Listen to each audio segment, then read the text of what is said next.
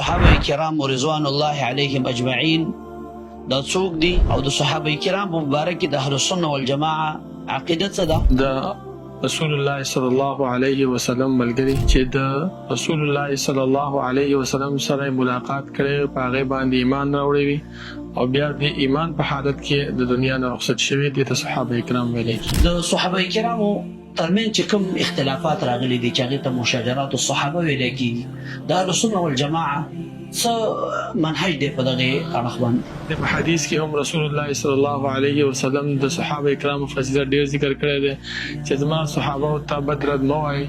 که چېرته یو انسان د احد د غر عمره صدقه ورکړي نو د دې صحابو نصف دغه ته هم نشي رسېدلی. لکه څنګه چې الله رب العالمین په قرآن کې د دې صحابو چې کوم عمل او چې کوم لار باندې دوی روانو د هغه لار باندې اقتدا باندې موږ ته حکم شوی دی. د صحابه کرامو زندگی موږ وګورو، د عمل دین موږ ته په هغې کې ښودلی شوی دی. Don't forget to like and follow Rana Studio. بسم الله الرحمن الرحيم. الحمد لله رب العالمين والصلاة والسلام على رسوله محمد وآله وصحبه أجمعين. محترمو کتونکو، یو ځل بیا منګه د رڼا سټوډیو نه ستاسو په خدمت کې حاضر یو. نننی پروګرام کې موږ سره زمونږ میلمه فضیلت الشیخ دکتور عمر عبدالعزیز النورستاني حفظه الله تعالی ده، او نن په دې پروګرام کې به یو اهمه موضوع باندې زمونږ سوالات او جوابات کیږي چې هغه د دې وخت ډېر ضرورت دغه موضوع ته دی چې د صحابه کرام رضوان الله علیهم اجمعین دا څوک دي او د صحابه کرامو فضیلت څه دی، د صحابه کرامو په موږ باندې څه حق دی، او د صحابه کرامو مبارک د اهل السنه والجماعه عقیده څه ده، او د نور مختلف سوالات او جوابات دکتور صاحب محترم په خپل پروګرام کې تاسو ته هرکلی ستړي مه شوئ. دکتور صاحب محترم، که تاسو موږ ته دا ووایئ چې صحابه کرام د څوک دي، په لنډ ډول باندې د هغې تعارف راته لږ وکړئ. الحمد لله وحده والصلاة والسلام على من لا نبي بعده. أما بعد فأعوذ بالله من الشيطان الرجيم. بسم الله الرحمن الرحيم.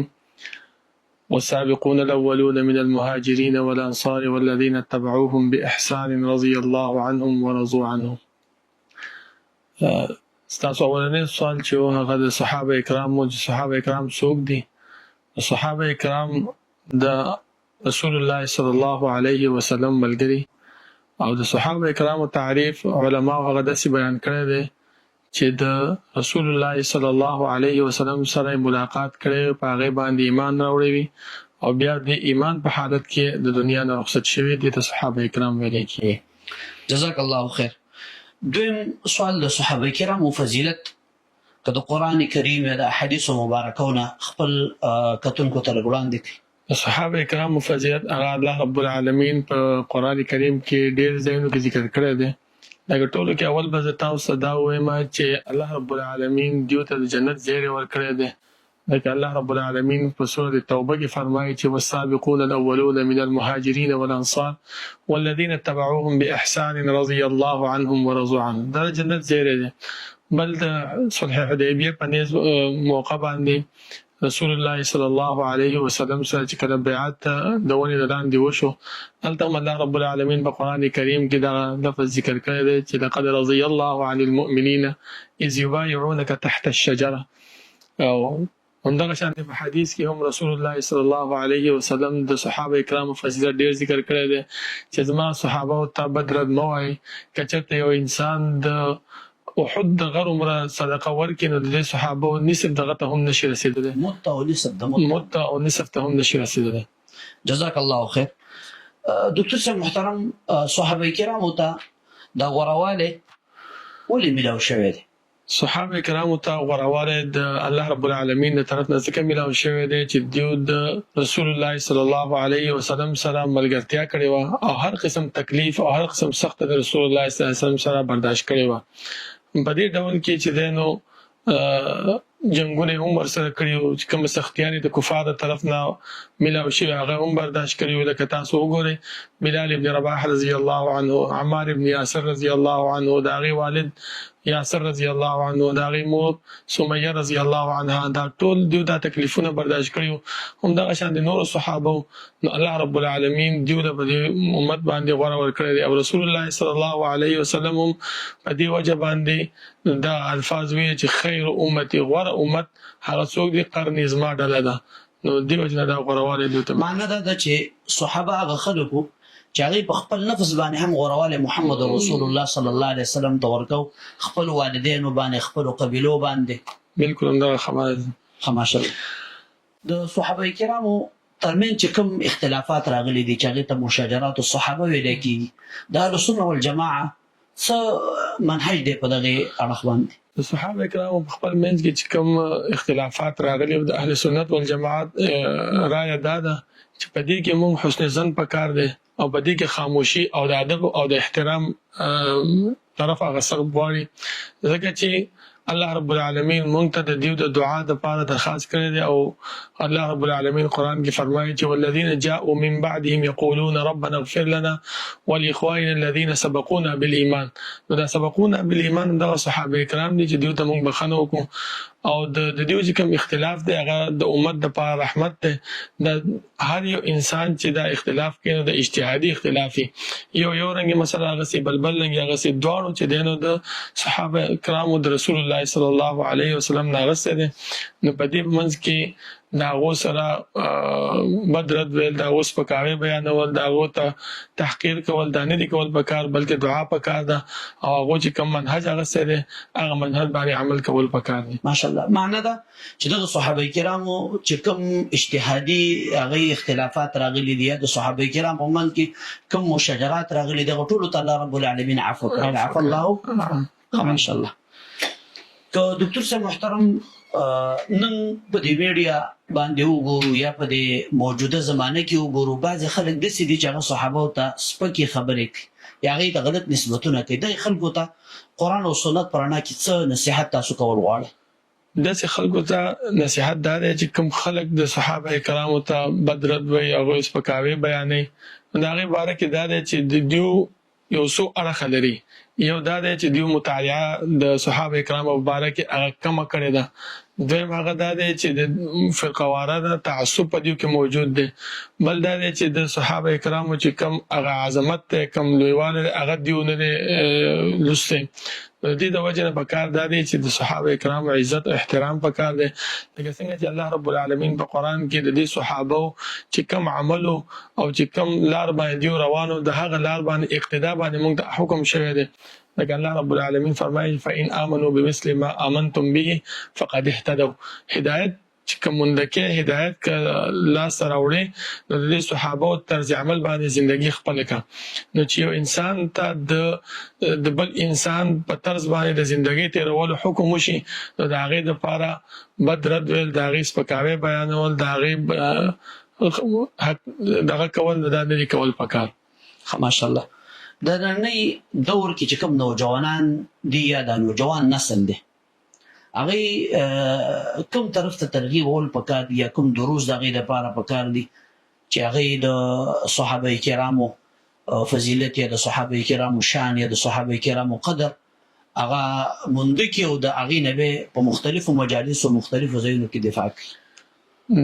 دې دور کې د صحابه کرامو د سیرت بیانول دا ډېر ضروري دي، او ورسره د رسول الله صلی الله علیه وسلم سیرت، ځکه چې دې صحابه ټول ژوند خپل د رسول الله صلی الله علیه وسلم سره تیر کړی و. نو چې اول د رسول الله سیرت ذکر شي او د هغې نه وروسته بیا د صحابه کرامو سیرت بیان کړی شي نو دا به د را روان نسل دپاره یو لوی نصیحت وي، ځکه دیو ته به ښکاره شي چې دې صحابو څنګه ژوند تیر کړی، کومې سختیانې کوم تکلیفونه دیو برداشت کړي چې دا دین یې مونږ ته را رسولی. او که چېرته مونږ دا دروس او دا نصیحت او دا سیرت زده نه کړو نو بیا به خامخا زمونږ ذهن ته به قسمه قسم سوالات او شبهات راځي او مونږ به په هغې کې بیا اخته یو او د دې صحابو بس یو بد رد وایو. جزاکم الله خیر.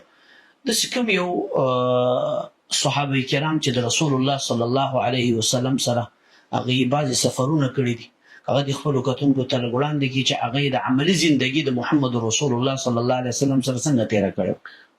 بعض صحابه دا دي لکه خلفای راشدین تاسو والے ابو بکر رضی الله عنه، عمر رضی الله عنه، عثمان رضی الله عنه، علي رضی الله عنه، دا ټول صحابه د رسول الله صلی الله علیه وسلم سره زندگی تیر کړې او دا غي په سفر کې هم دغه شان دی بدر کې د صحابه غسر تلیو د حجۃ الوداع په موقع باندې صحابه ورسره تلیو، صلح حدیبیه په موقع باندې ورسره تلیو، احد شو، حنین شو، تبوک شو، غزا خیبر شو، د ټول د صحابه کرام تلیو او په دې باندې دي صحابه د رسول الله صلی الله علیه وسلم سره سفر کړی او په هغې باندې د هغې نمونه د هغې زندګي هغې کتلې او الله رب العالمین هم موږ ته دې طرف ته اشاره کوي چې لقد کان لکم فی رسول الله اسوة حسنه، د نمونه اختیارول د پیغمبر هغه خپل زندګۍ کې چې راولو نو الله رب العالمین به موږ ته کامیابي را نصیب کړي او د دې صحابه عزت او احترام او توقیر به زموږ په زړونو کې واچوي. معنا ده که د صحابه کرامو زندگی مونږ وګورو نو عملی دین مونږ ته په هغې کې ښودلی شوی دی او که چېرته د صحابه کرامو زندگی مونږ ونه ګورو نو هغه عملي زندگی هغه مونږ به د نشو سمولی. دې اړخ کې تاسو فکر لرئ؟ دغه چې الله رب العالمین موږ ته همدغه خبره بیان کړې ده چې فإن آمنوا بمثل ما آمنتم به فقد اهتدوا.